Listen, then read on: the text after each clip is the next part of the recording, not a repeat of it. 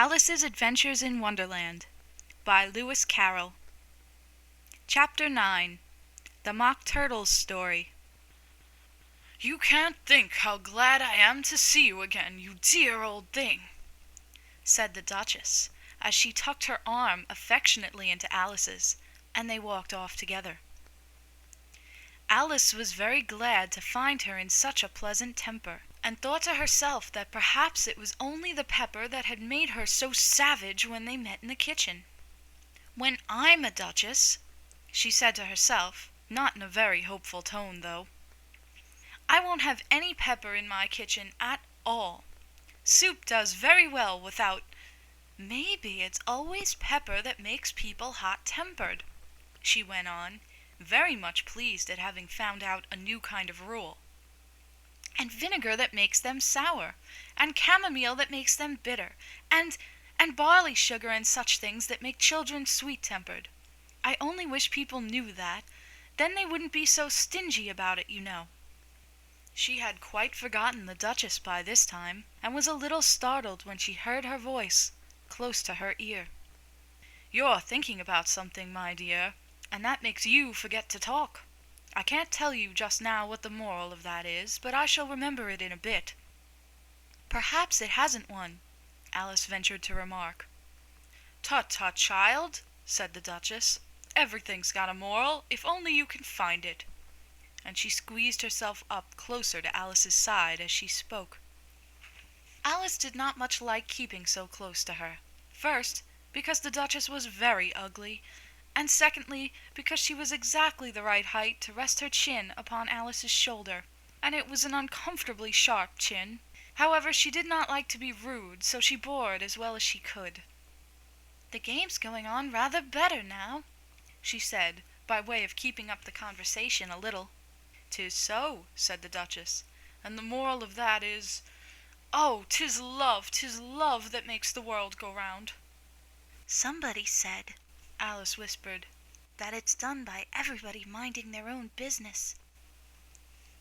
Well, it means much the same thing," said the Duchess, digging her sharp little chin into Alice's shoulder, as she added, "and the moral of that is, take care of the sense, and the sounds will take care of themselves." "How fond she is of finding morals in things," Alice thought to herself. "I dare say you're wondering why I don't put my arm round your waist," the Duchess said after a pause. "The reason is that I'm doubtful about the temper of your flamingo. Shall I try the experiment?" "He might bite," Alice cautiously replied, not feeling at all anxious to have the experiment tried. "Very true," said the Duchess. "Flamingos and mustard both bite, and the moral of that is, birds of a feather flock together."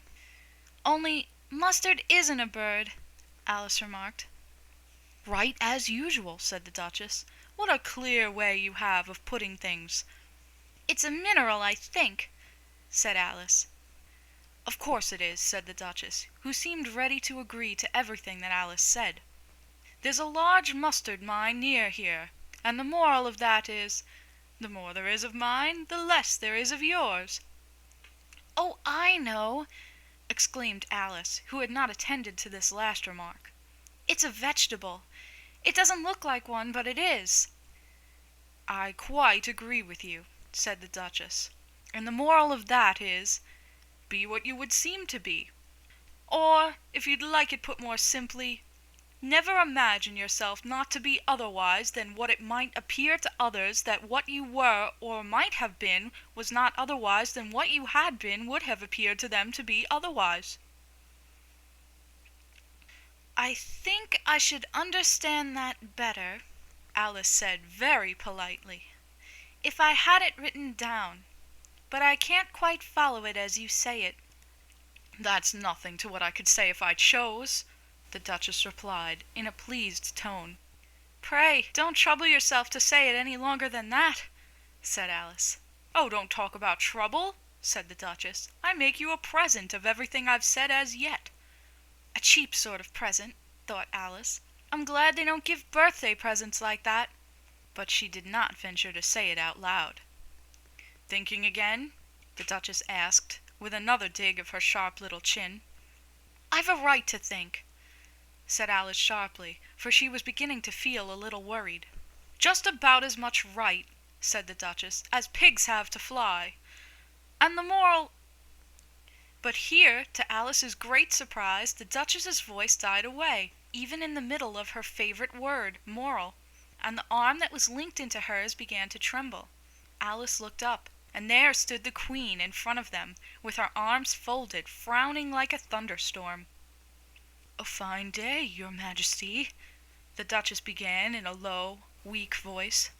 "Now I give you fair warning," shouted the Queen, stamping on the ground as she spoke. "Either you or your head must be off, and that in about half no time. Take your choice." The Duchess took her choice and was gone in a moment. "Let's go on with the game," the Queen said to Alice, and Alice was too much frightened to say a word, but slowly followed her back to the croquet ground. The other guests had taken advantage of the Queen's absence and were resting in the shade. However, the moment they saw her they hurried back to the game, the Queen merely remarking that a moment's delay would cost them their lives. All the time they were playing, the Queen never left off quarreling with the other players and shouting, "Off with his head!" or "Off with her head!"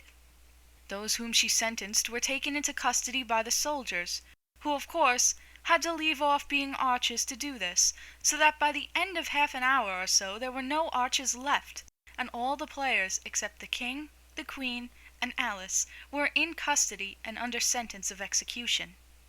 Then the Queen left off, quite out of breath, and said to Alice, "Have you seen the Mock Turtle yet?" "No," said Alice. "I don't even know what a Mock Turtle is." "It's the thing Mock Turtle soup is made from," said the Queen. "I never saw one, or heard of one," said Alice. "Come on, then," said the Queen, "and he shall tell you his history."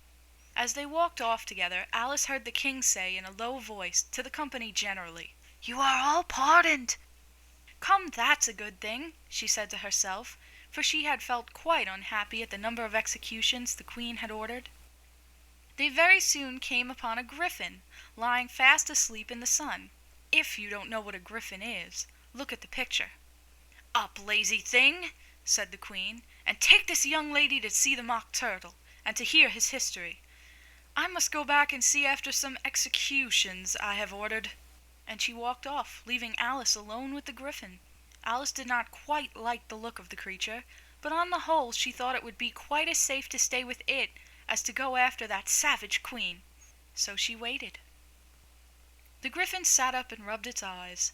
Then it watched the Queen till she was out of sight. Then it chuckled. "What fun," said the griffin, half to itself, half to Alice. "What is the fun?" said Alice. "Why, she," said the griffin. "It's all her fancy, that. They never executes nobody, you know. Come on." "Everybody says come on here," thought Alice, as she went slowly after it. "I never was so ordered about in all my life, never." They had not gone far before they saw the Mock Turtle in the distance, sitting sad and lonely on a little ledge of rock. And as they came nearer, Alice could hear him sighing as if his heart would break. She pitied him deeply. "What is his sorrow?" she asked the griffin, and the griffin answered, very nearly in the same words as before. "It's all his fancy, that. He hasn't got no sorrow, you know. Come on." So they went up to the Mock Turtle, who looked at them with large eyes full of tears, but said nothing. "This here young lady," said the griffin, "she wants for to know your history, she do." "I'll tell it her," said the Mock Turtle in a deep, hollow tone. "Sit down, both of you, and don't speak a word till I've finished." So they sat down, and nobody spoke for some minutes. Alice thought to herself, "I don't see how he can even finish if he doesn't begin." But she waited patiently. "Once," said the Mock Turtle at last, with a deep sigh, "I was a real turtle." These words were followed by a very long silence, broken only by an occasional exclamation of "Hm!" from the griffin, and the constant heavy sobbing of the Mock Turtle. Alice was very nearly getting up and saying, "Thank you, sir, for your interesting story." but she could not help thinking there must be more to come, so she sat still and said nothing. "When we were little," the Mock Turtle went on at last, more calmly, though still sobbing a little now and then, "we went to school in the sea. The master was an old turtle. We used to call him Tortoise." "Why did you call him Tortoise if he wasn't one?" Alice asked. "We called him Tortoise because he taught us," said the Mock Turtle angrily. "Really, you are very dull." "You ought to be ashamed of yourself for asking such a simple question," added the Gryphon, and then they both sat silent and looked at poor Alice, who felt ready to sink into the earth. At last the Gryphon said to the Mock Turtle, "Drive on, old fellow, don't be all day about it." And he went on in these words, "Yes, we went to school in the sea, though you mayn't believe it." "I never said I didn't," interrupted Alice. "You did," said the Mock Turtle. "Hold your tongue," added the Gryphon, before Alice could speak again. The Mock Turtle went on.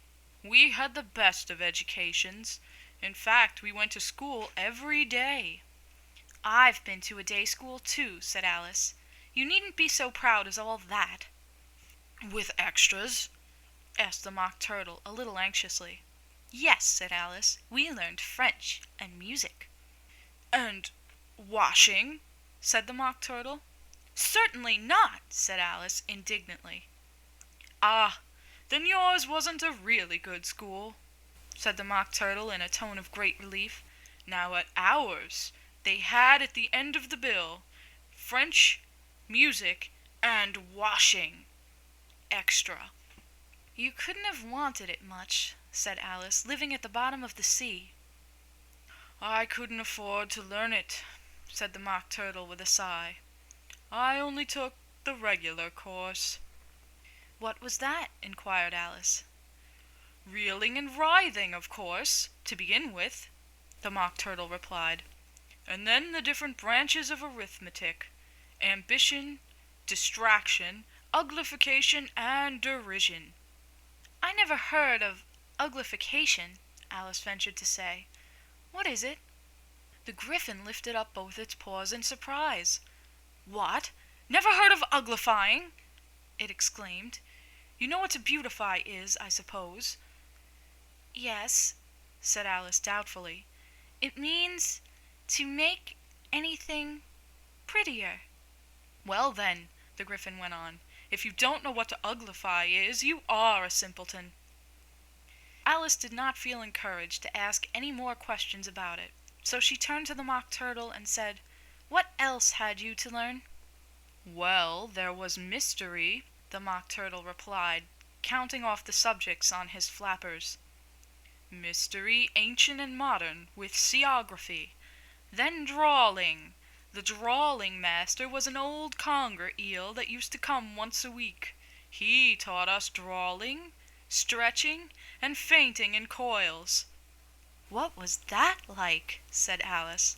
"Well, I can't show it you myself," the Mock Turtle said. "I'm too stiff, and the Gryphon never learnt it." "Hadn't time," said the Gryphon. "I went to the classics master, though. He was an old crab, he was." "I never went to him," the Mock Turtle said with a sigh. "He taught laughing and grief, they used to say." So he did," said the Gryphon, sighing in his turn, and both creatures hid their faces in their paws. "And how many hours a day did you do lessons?" said Alice in a hurry to change the subject. 10 hours the first day," said the Mock Turtle, 9 the next, and so on."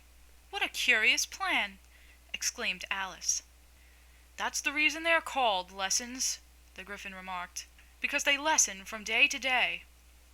This was quite a new idea to Alice, and she thought it over a little before she made her next remark. "Then the 11th day must have been a holiday?" "Of course it was," said the Mock Turtle. "And how did you manage on the 12th?" Alice went on eagerly. "That's enough about lessons," the Gryphon interrupted in a very decided tone. "Tell her something about the games now." End of Chapter 9.